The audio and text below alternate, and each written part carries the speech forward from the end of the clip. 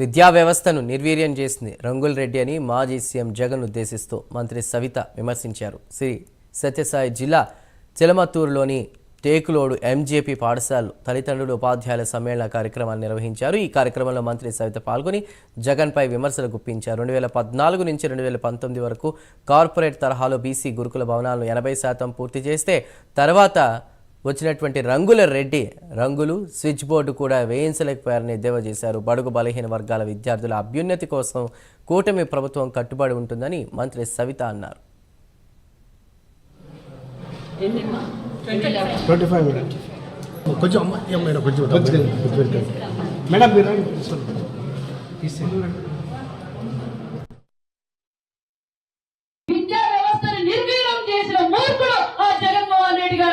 కూడా మీకు తెలియజేస్తున్నాం.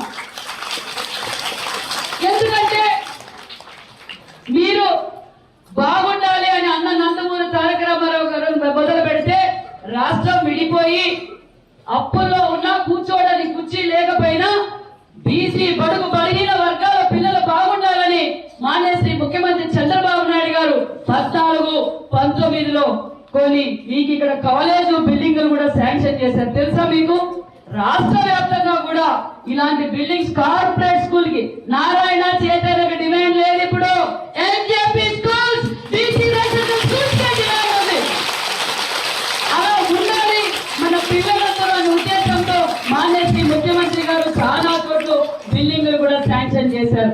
కొన్ని చోట్ల 80%, 70% కూడా అయిపోయినాయి. ఇప్పుడే ఒక పేరెంట్ చెప్పారు, మేడం మడకసీరాలో గుండుమలలో జూనియర్ కాలేజ్ బిల్డింగ్లు ఇబ్బందిగా ఉంది మేడం అని. మీకు తెలుసా, దీనికన్నా రెట్టింపుగా సుమారుగా 20 ఎకరాల్లో ఒక కార్పొరేట్ కాలేజ్ 3rd, 5th